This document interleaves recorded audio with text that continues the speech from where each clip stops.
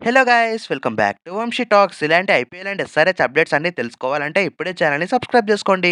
వీడియోకి వెళ్లే ముందు ఒక లైక్ చేయండి ఫ్రెండ్స్. ఇంకా మనం డైరెక్ట్ గా వీడియోలోకి వెళ్తే ముందుగా ఎస్ఆర్హెచ్ ప్లేయర్స్ అందరూ స్మార్ట్ టోర్నమెంట్ లో ఎలా పర్ఫార్మెన్స్ చేస్తున్నారో మాట్లాడుకుందాం. ఎస్ఆర్హెచ్ ప్లేయర్స్ అయితే ఒక పీక్ ఫామ్ లో ఉన్నారని చెప్పాలి మా. ఇలాంటి పర్ఫార్మెన్స్ అయితే ఎప్పుడు చూడలే ఈ ప్లేయర్స్ నుంచి. ప్రతి ఒక్క ప్లేయర్ ఫామ్ లో ఉన్నారు. ఎక్కడ చూసినా ఎస్ఆర్హెచ్ ప్లేయర్స్ హవానే నడుస్తుంది. అటు బౌలింగ్ లో అయినా ఇటు బ్యాటింగ్ లో అయినా టూ డిపార్ట్మెంట్స్ నుంచి అయితే అదరగొడుతున్నారని చెప్పాలి ఎస్ఆర్హెచ్ ప్లేయర్స్. ఇంకా వాటి గురించి మాట్లాడుకుంటే ముందుగా అభిషేక్ శర్మ. తనైతే టీ20 ఫార్మాట్ లో నెంబర్ 1 బ్యాటర్ గా తయారయ్యాడని చెప్పాలి. అలాంటి ప్లేయర్ ఎస్ఆర్హెచ్ లో ఉండడం మన అదృష్టం మావ. మీరేమంటారు కింద కామెంట్ చేయండి. ఏ మ్యాచ్ లైనా తన ఫామ్ చూసుకుంటే షాక్ అవ్వాల్సిందే. తన స్ట్రైక్ రేట్ అయితే ఒక్కొక్క మ్యాచ్ కి ఇంప్రూవ్ అయితే వెళ్తుంది. ఇంకా రీసెంట్ గా ఆడిన మ్యాచ్ విషయానికి వస్తే తన స్ట్రైక్ రేట్ అయితే 378 అంట మావ. ఇదేం స్ట్రైక్ రేట్ మావ, ఇది టీ20 అనుకుంటున్నాడా టీ10 అనుకుంటున్నాడా? టీ10 లో కూడా ఇంత స్ట్రైక్ రేట్ నేనైతే ఎప్పుడు చూడలే. మళ్ళీ జస్ట్ ఏదో 10 రన్స్ 20 రన్స్ కే కాదు, మోర్ దెన్ 30 రన్స్ ప్రతి ఒక్క మ్యాచ్ అదరగొడుతున్నాడని చెప్పాలి. రీసెంట్ గా మనం చూసిన మ్యాచ్ లో కూడా 148 రన్స్ కొడితే మోర్ దెన్ 260 స్ట్రైక్ రేట్ తో కొట్టాడు. ఇంకా నెక్స్ట్ ఇయర్ ఐపీఎల్ సీజన్ కోసం అయితే ఫిక్స్ అయిపోండి. తన నుంచి బీస్ట్ బ్యాటింగ్ చూడబోతున్నాం నెక్స్ట్ ఇయర్. నేనైతే తన బ్యాటింగ్ గురించి అయితే చాలా ఇంట్రెస్టింగ్ గా ఉన్నా. ఇంకా స్మార్ట్ టోర్నమెంట్ విషయానికి వస్తే రీసెంట్ గా అయిన పంజాబ్ వర్సెస్ పాండిచ్చేరి మ్యాచ్ లో తన కెప్టెన్ గా వచ్చి టాస్ గెలిచిన వెంటనే బ్యాటింగ్ తీసుకున్నాడు. అప్పుడే అర్థమైంది తమ టీం కి మరొక 300+ రన్స్ ఇవ్వాలని గట్టిగా ప్రయత్నిస్తున్నాడని. రావడంతోనే 6 అండ్ 4 తో అదరగొట్టాడని చెప్పాలి. ఆ మ్యాచ్ లో తను ఆడిన 9 బాల్స్ లోనే 34 రన్స్ కొట్టాడు. ఈ 9 బాల్స్ లో కూడా జస్ట్ 7 బాల్స్ మొత్తం బౌండరీసే. తన ముందు ఎలాంటి బౌలర్ ఉన్నా సంబంధం లేదు. తన బ్యాటింగ్ అయితే వేరే లెవెల్ ఫామ్ లో ఉన్నాడని చెప్పాలి. ఇంకా సౌత్ ఆఫ్రికాతో జరుగుతున్న 5 T20 సిరీస్ లో తనైతే ఓపెనర్ గా ఫిక్స్ కాబట్టి తన గురించి అయితే నేను చాలా ఇంట్రెస్టింగ్ గా ఉన్నా. ఇంకా టీ20 వరల్డ్ కప్ లో కూడా తన నేమ్ అయితే ఆల్మోస్ట్ కన్ఫర్మ్ అయిపోయింది. ఇంకా అదే మ్యాచ్ లో బౌలింగ్ లో కూడా 3 వికెట్స్ తీసి man of the match award అయితే తనకే ఇచ్చారు. అటు బౌలింగ్, ఇటు బ్యాటింగ్, ఇటు క్యాప్టెన్సీ మూడిట్లో అదరగొట్టి తన టీంకి అయితే బెస్ట్ కెప్టెన్ గా ఉన్నాడు ఇప్పటి వరకు. ఇంకా సెకండ్ ప్లేయర్ గా ఇషాన్ కిషాన్. ఇంకా రీసెంట్ గా జరిగిన జార్ఖండ్ వర్సెస్ ఉత్తరాఖండ్ మ్యాచ్ లో తన స్ట్రైక్ రేట్ కూడా అదిరిపోయిందని చెప్పాలి. జస్ట్ 300 స్ట్రైక్ రేటే మా. ఎస్ఆర్హెచ్ ప్లేయర్స్ అందరూ ఫిక్స్ అయ్యారు. మినిమం 200 ఎబో స్ట్రైక్ రేట్ లేకపోతేనే అసలు టీ20 ఫార్మాటే కాదని చెప్పి వాళ్ళైతే ప్రతిసారి ప్రూవ్ చేస్తున్నారు. తను కూడా జస్ట్ 7 బాల్స్ లో 21 రన్స్ కొట్టి క్యాప్టెన్ నాకైతే ఆడాడని చెప్పాలి. ఇంకా ఇషాన్ కిషన్ అయితే ఈ టోర్నమెంట్ లో సూపర్ ఫామ్ లో ఉన్నాడు. తన ఓవరాల్ రన్స్ చూసుకున్న హైయెస్ట్ రన్ రైటర్ గా సెకండ్ ప్లేస్ ఇప్పటి వరకు అయితే ఉన్నాడు. టోటల్ గా 5 మ్యాచెస్ లో 269 రన్స్ కొట్టి తన యావరేజ్ అయితే 67 ఉంది. ఇంకా ఈ మ్యాచెస్ అన్ని కంప్లీట్ అవుతాడికి ఈ టోర్నమెంట్ లో హైయెస్ట్ రన్స్ తన నుంచి వస్తే అదైతే పక్క. ఇంకా మన third player and SRS team కి చాలా ఇంపార్టెంట్ గా మారుతున్న ప్లేయరే స్మరణ్ రవిచంద్రన్. ఈ ప్లేయర్ నుంచి అయితే ఒక మ్యాచ్ ఆ 2 మ్యాచ్లు కాదు, ప్రతి ఒక్క మ్యాచ్ కన్సిస్టెంట్ గా ఆడుతున్నాడని చెప్పాలి. ప్రతి మ్యాచ్ లో మోర్ దాన్ 50 రన్స్ కొట్టి చూపిస్తున్నాడు. తన ఫామ్ అయితే వేరే లెవెల్ ఉందని చెప్పాలి ఈ డొమెస్టిక్ టోర్నమెంట్ లో. రీసెంట్ గా కర్ణాటక వర్సెస్ ఢిల్లీ మ్యాచ్ లో కూడా జస్ట్ 38 బాల్స్ లో 72 కొట్టి మ్యాచ్ అయితే చాలా క్లోజ్ గా తీసుకెళ్లాడు. కానీ మ్యాచ్ అయితే ఓడిపోయింది. తన స్ట్రైక్ రేట్ తీసుకున్న 190 ఉంది. టోటల్ గా ఈ మ్యాచ్ లో 6 సిక్సెస్ కొట్టి తన ఫామ్ ఏంటో మళ్ళొకసారి ప్రూవ్ చేశాడు.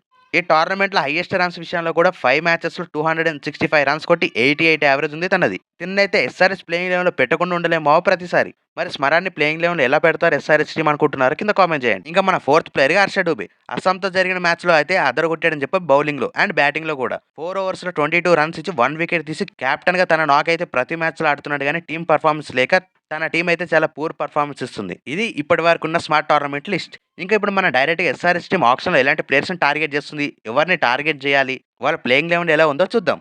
ముందుగా టార్గెట్ ప్లేయర్స్ లిస్ట్ చూసే ముందు నేనైతే 2 ప్లేయింగ్ లెవెన్‌తో వచ్చా. ఫస్ట్ ప్లేయింగ్ లెవెన్‌లో ఎస్ఆర్‌హెచ్ టీమ్ 2026 రిటైన్ చేసుకున్న ప్లేయర్స్ ఒక ప్లేయింగ్ లెవెన్ చేస్తామో అదైతే అదిరిపోయిందని చెప్పాలి. ఇంకా ఈ ప్లేయింగ్ లెవెన్ చూసాక ఆక్షన్‌లో ప్లేయర్స్‌ని తీసుకోకపోయినా మన ప్లేయింగ్ లెవెన్‌లో ఉన్న ప్లేయర్స్ అయితే అదిరిపోయే ఫామ్‌లో ఉన్నారని చెప్పాలి. ఇంకా రిటైన్ చేసుకున్న ప్లేయర్స్‌తో ఒక ప్లేయింగ్ లెవెన్ చేస్తే అది ఎలా ఉందో చూద్దాం. ఓపెనర్‌గా ఫస్ట్ పొజిషన్‌లో ట్రావిస్ హెడ్ అండ్ సెకండ్ ప్లేయర్‌గా అభిషేక్ శర్మ. వీళ్ళిద్దరు కాంబినేషన్ అయితే ప్రతి ఒక్క సీజన్ అదిరిపోతుందని చెప్పాలి. వీళ్ళిద్దరైతే ఈ సీజన్ కోసం సూపర్ ఫామ్‌లో వస్తున్నారు. ఇంకా థర్డ్ ప్లేయర్‌గా ఇషాన్ కిషన్. నేనైతే ఇషాన్ కిషన్ వికెట్ కీపర్‌గా పెడుతున్నా. తనని వికెట్ కీపర్‌గా చూస్తే తన ఫామ్ కూడా చాలా బాగా కనిపిస్తుంది రీసెంట్ మ్యాచెస్‌లో అండ్ ఐపీఎల్‌లో కూడా. సో క్లాసన్ ఒక ఫీల్డర్‌గా చేసి ఇషాన్ కిషన్ అయితే ఒక వికెట్ కీపింగ్ పొజిషన్ అయితే ఇచ్చేయాలి. ఇంకా ఫోర్త్ ప్లేయర్‌గా క్లాసన్, ఫిఫ్త్ ప్లేయర్‌గా Nitish Kumar Reddy and sixth player Smaran Ravichandran and ఫినిషర్‌గా అండ్ హిట్టర్‌గా మనకైతే అనికేత్ వర్మ ఎలాగో ఉన్నాడు. ఇది top 7 batting of SRH team. ఇంకా 8థ్ ప్లేస్‌లో ప్యాట్ కమిన్స్, ఇంకా 9థ్ ప్లేస్‌లో హర్ష డూబే, 10థ్ ప్లేస్‌లో హర్షల్ పటేల్ అండ్ 11థ్ ప్లేయర్‌గా జయదేవ్ ఉనాద్కట్. ఈ ప్లేయింగ్ లెవెన్‌లో ఒకసారి క్లారిటీగా చూస్తే నేను జస్ట్ 3 ఫారెన్ ప్లేయర్స్ మాత్రమే పెట్టా. ఇంక ఈ ప్లేయింగ్ లెవెన్‌లో బౌలింగ్ విషయానికి వచ్చిన 4 పర్ఫెక్ట్ ప్యూర్ బౌలర్స్ అయితే ఉన్నారు. Pat Cummins, Harsh Dubey, Harshal Patel and Jaydev Unadkat. వీళ్ళ దగ్గర నుంచి 16 ఓవర్స్ కవర్ చేసిన మిగతా 4 ఓవర్స్ కోసం ఒక ఇంపాక్ట్ ప్లేయర్‌గా ఒక ప్యూర్ బౌలర్‌ని అండ్ అభిషేక్ శర్మ, నితీష్ కుమార్ రెడ్డి నుంచి అయితే బౌలింగ్ అయితే చూడొచ్చు. ఇప్పుడు ఇంపాక్ట్ ప్లేయర్ విషయానికి వస్తే బేడెన్ క్రాస్, ఇషాన్ మలింగా, కమిండు మెండిస్. ఈ ముగ్గురు ప్లేయర్స్ ను అకార్డింగ్ టు పిచ్ కండిషన్ ఈ ముగ్గురు ఫారెన్ ప్లేయర్స్ లో ఒక ప్లేయర్ అయితే ఇంపాక్ట్ ప్లేయర్ గా తీసుకొని ఆడించవచ్చు ఎస్ఆర్ఎస్ టీమ్. అలా కాకపోయినా మన టీమ్ హిట్టింగ్ గురించి మనకు తెలుసు. ప్రతి ఒక్క మ్యాచ్‌లో మనం హిట్టింగ్ చేస్తామని రూల్ లేదు. కొన్ని మ్యాచెస్‌లో బ్యాటింగ్ మొత్తం ఫెయిల్ అయినా, ఇంపాక్ట్ ప్లేయర్‌గా ఒక ప్యూర్ బ్యాటర్‌నైనా తెచ్చుకునే ఛాన్స్ ఉంది కాబట్టి, అప్పుడు ఈ ప్లేయింగ్ 11లో కొన్ని ప్రాబ్లమ్స్ అయితే వస్తాయి. పైన ప్లేయింగ్ 11లో జస్ట్ 4 ప్యూర్ బౌలర్స్ ఉన్నారు కాబట్టి, చాలా పెద్ద ప్రాబ్లమే అవుతుంది బ్యాటింగ్ ఫెయిల్ అయితే. సేమ్ ఇలాంటి ప్రాబ్లమ్సే చాలా సార్లు ఫేస్ చేసింది సీఎస్‌కే టీమ్ లాస్ట్ సీజన్‌లో. బత్రాని ఇంపాక్ట్ ప్లేయర్‌గా తెచ్చుకుందాం అనుకున్న ప్రతిసారి వాళ్ళ బ్యాటింగ్ ఫెయిల్ అవ్వడం, ఒక ప్యూర్ బ్యాటర్ లేదా స్పిన్ ఆల్ రౌండర్ అయిన దీపక్ కూడా లాంటి ప్లేయర్స్‌ని తెచ్చుకొని పత్తిరానని చాలా మ్యాచెస్ వరకు ఆడిపించలేకపోయింది. ఇలాంటి ప్రాబ్లమ్ ఎస్ఆర్‌హెచ్‌కి అయితే రావద్దు. సో, ఆ ప్రాబ్లమ్‌ని సెట్ చేసుకోవడానికి ఈ ఆక్షన్‌లో మంచి బైస్ అయితే చేయాలి. ఇంకా దాని గురించి ఆక్షన్‌లో ఎలాంటి ప్లేయర్స్‌ని టార్గెట్ చేయాలి, ఏ ప్లేస్‌లో కొనాలో మాట్లాడుకుందాం. ఇంకిప్పుడు ఆక్షన్‌కి వెళ్ళే ముందు ప్లేయింగ్ 11 ఎలా ఉండబోతుందో ఒకసారి చూద్దాం. ఇందులో కొన్ని గ్యాప్స్ అయితే పెడతాం. ఇంకా ఫస్ట్ ఓపెనింగ్ పొజిషన్‌లో అయితే fix. Travis Head and Abhishek Sharma and third పొజిషన్‌లో Ishan Kishan wicket keeper and fourth పొజిషన్‌లో క్లాసెన్, ఫిఫ్త్ పొజిషన్‌లో నితీష్ కుమార్ రెడ్డి. ఇంకా సిక్స్త్ పొజిషన్ విషయానికొచ్చేసరికి ఒక ఎంప్టీ ప్లేస్ అయితే పెడుతున్నా. ఇంకా సెవెంత్ ప్లేస్‌లో అనికేత్ వర్మ, ఎయిత్ ప్లేస్‌లో ప్యాట్ కమిన్స్ కెప్టెన్‌గా, నైన్త్ ప్లేస్‌లో హర్ష డూబే అండ్ 10థ్ ప్లేస్‌లో హర్షల్ పటేల్ అండ్ 11థ్ పొజిషన్ కూడా ఎంప్టీ ప్లేస్ అయితే పెడుతున్నా. ఇంకా ఈ ప్లేయింగ్ 11 చూసాక సిక్స్త్ అండ్ 11థ్ పొజిషన్ అండ్ ఒక ఇంపాక్ట్ ప్లేయర్ పొజిషన్ అయితే ఖాళీగా ఉంది. ఇంకా ఈ 3 పొజిషన్స్ కోసం ఆక్షన్‌లో ఎస్ఆర్‌హెచ్ టీమ్ అయితే వెళ్తుంది పక్కా. ఇంకా ఈ పొజిషన్స్‌లో ఏ ప్లేయర్స్ ఉన్నారని చూస్తే, ఇంకా ముందుగా సిక్స్త్ పొజిషన్ గురించి అయితే చూద్దాం.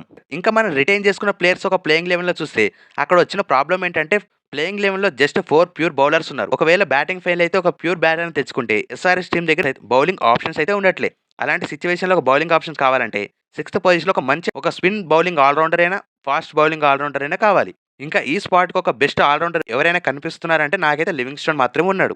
కానీ ఎస్ఆర్‌హెచ్‌కి వచ్చిన పెద్ద ప్రాబ్లమ్ ఏంటంటే రసూల్ అండ్ మాక్స్‌వెల్ ఇలాంటి ప్లేయర్స్ అందరూ ఆక్షన్‌కి రాలే కాబట్టి లివింగ్‌స్టోన్‌కి అయితే భారీ ప్రైజెస్ దక్కే ఛాన్స్ అయితే ఉంది. కానీ ఎస్ఆర్‌హెచ్ అయితే తననైతే పక్కాగా టార్గెట్ చేయాలి. లేదు ఒక ప్యూర్ బ్యాటర్‌తో వెళ్తానంటే డేవిడ్ మిల్లర్ ఆర్ జాస్ ఇంగ్లీష్‌నైనా ట్రై చేయాల్సిందే. జాస్ ఇంగ్లీష్ తన ఓపెన్‌గా చెప్పాడు. జస్ట్ 4 మ్యాచెస్‌కి మాత్రమే అవైలబుల్‌గా ఉంటున్నాడు. ఇంకా నెక్స్ట్ ఇయర్ కోసం ఆలోచించి ఇంగ్లీష్‌ని తీసుకున్నా.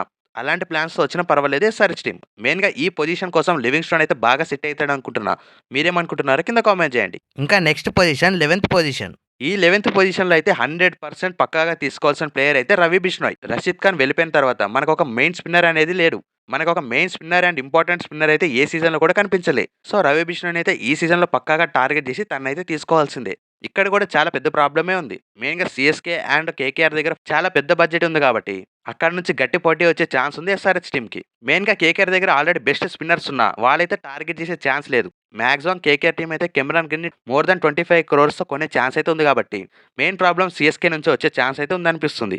చూడాలి మరి తన గురించి ఎంత పెడతారో ఎస్ఆర్‌హెచ్ టీమ్. నాకైతే రవి బిష్ణోయ్ 15 క్రోర్స్ వరకు వెళ్తాడని అనిపిస్తుంది. మీరేమనుకుంటున్నారో కింద కామెంట్ చేయండి. ఇంకా ఇంపాక్ట్ ప్లేయర్ విషయానికొచ్చిన ప్లేయింగ్ 11లో స్మరణ్ పెట్టలే కాబట్టి ఒక ప్యూర్ బ్యాటర్‌గా స్మరణ్ అయితే పక్కాగా ఉండబోతున్నాడు ఇంపాక్ట్ ప్లేయర్‌గా. ఆల్రెడీ మనం పెట్టిన ప్లేయింగ్ 11లో జస్ట్ 2 ఫాస్ట్ బౌలర్స్ ఉన్నారు కాబట్టి ఇక్కడ ఇంపాక్ట్ ప్లేయర్‌గా ఒక ఇండియన్ ఫాస్ట్ బౌలర్ కావాల్సిందే. ఇంకా ఆ స్పాట్ గురించి నాకైతే 2 ఇంట్రెస్టింగ్ నేమ్స్ అయితే కనిపిస్తున్నాయి. ఫస్ట్ పొజిషన్‌లో ఆకాశ్‌దీప్ అండ్ సెకండ్ పొజిషన్‌లో అకీబ్ నబీ. ఈ ఇద్దరు ప్లేయర్స్‌ను ఒకరినైతే పక్కాగా ఎస్ఆర్‌హెచ్ కొనాల్సింది. వారి గురించి మినిమమ్ 5 క్రోర్స్ వరకైతే టార్గెట్ చేసి పెట్టుకోవాలి. ఇది ఎస్ఆర్‌హెచ్ టార్గెట్ చేసే లిస్ట్. ఇంకా ఇప్పుడు మీరు అనుకుంటున్న టార్గెట్ లిస్ట్ ఏంటో కింద